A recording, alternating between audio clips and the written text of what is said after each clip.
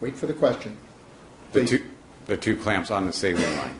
There's a clamp on the saline line and a clamp on the propofol line. Okay. So I will first start the saline line at a regular drip rate. Now that's a little bit fast, and I'll just say drop, drop, drop, drop, drop, drop, drop. Too slow. See, it's very sensitive. Drop, drop, drop. Okay, that's satisfactory. So this might be the speed at which this drip line was running. I will now try to set this, and the rate for Michael Jackson, I did some calculations here. If I set this to a rate where there's 12 seconds between each drop, that would be a rate that was appropriate for sedation.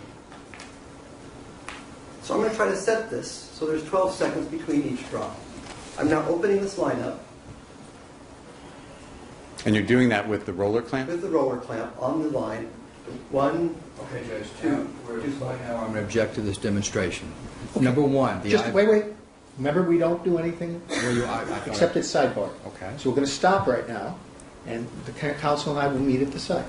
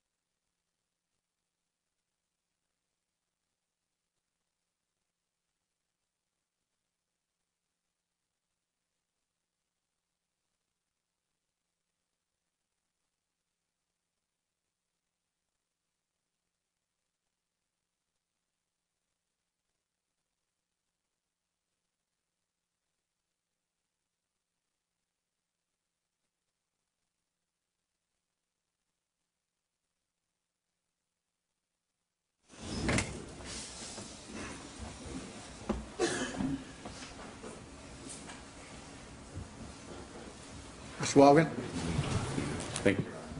you want to step down again, Dr. Shafer? Thank you.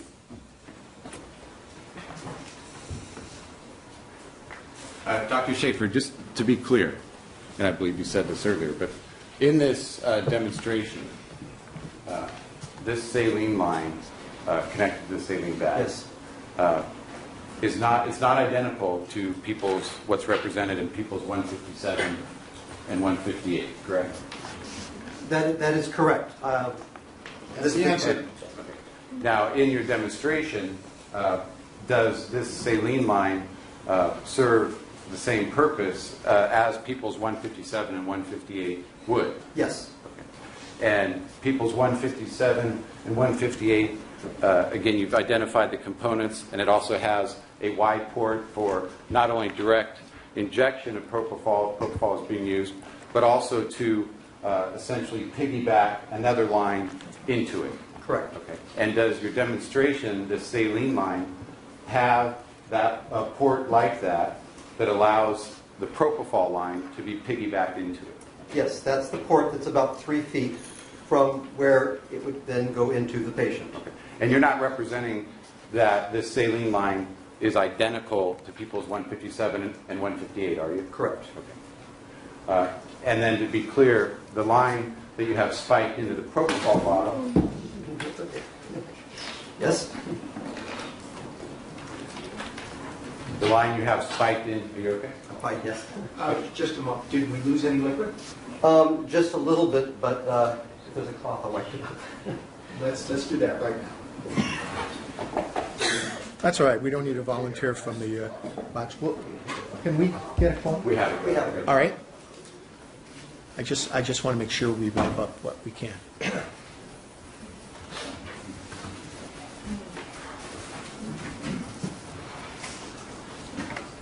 Done?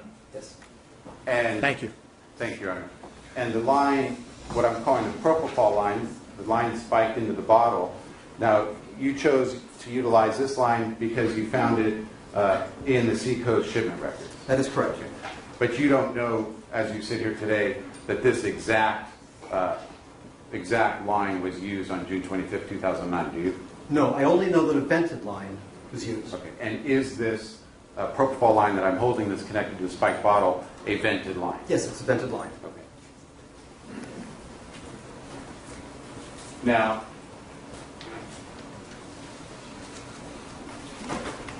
let's assume that the individual setting up this IV setup either did not know that there was a this tab handle, or chose for whatever reason not to use it.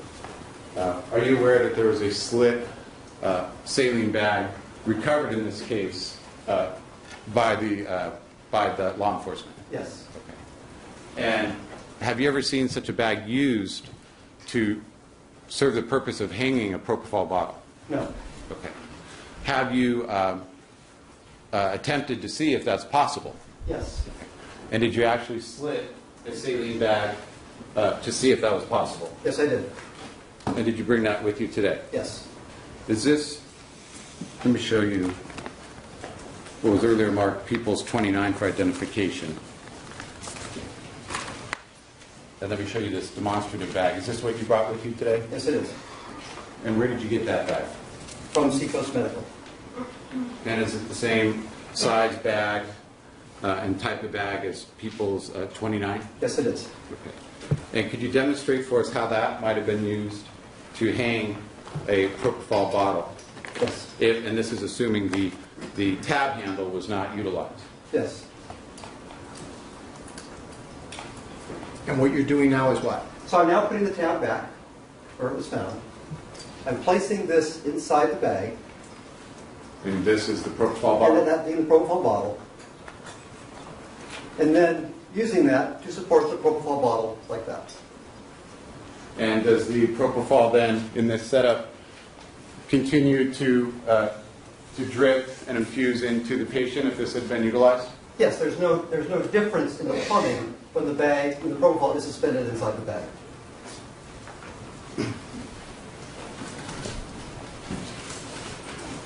Now, is there then a way to, as it's being utilized, as demonstrated here, how would you control the speed at which it infused from this point? The only thing you have to control the speed is just this clamp right here. Let me move the clamp so it's easier to work with.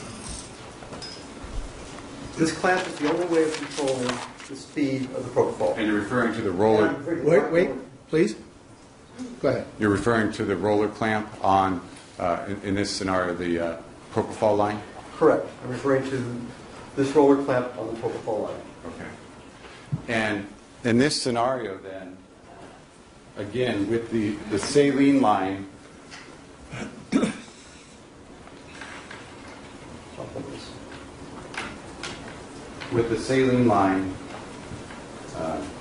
going in to the wide port of the propofol line, would that explain why the long tubing of people's 157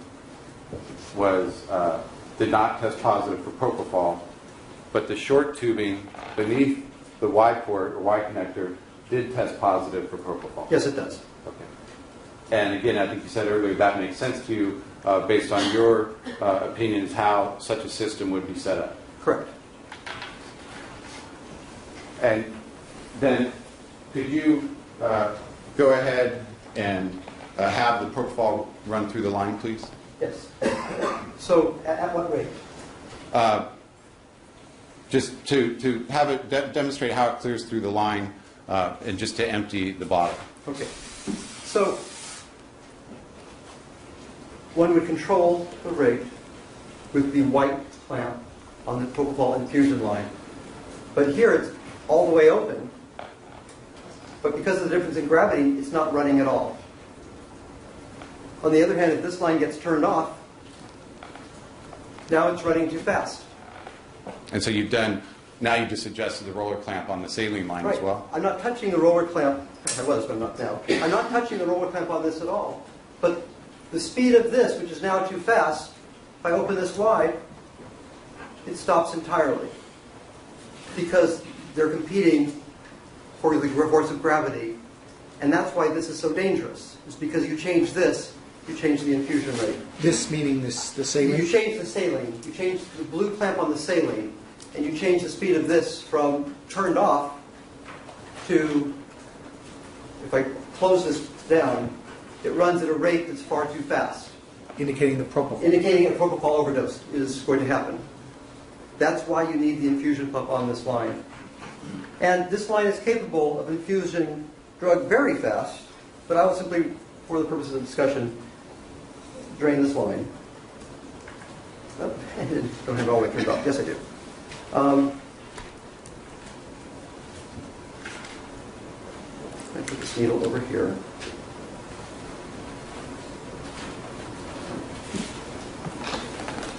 And then I will show you that this line, if it was hooked up to a larger IV, not just 22, but a larger IV,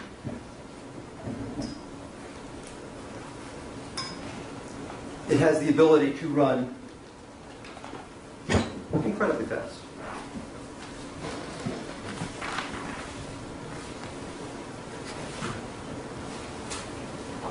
That's because it's a wide bore tubing. You may recall in the video I talked about the narrow bore tubing. This is wide bore tubing, and drug can flow through it.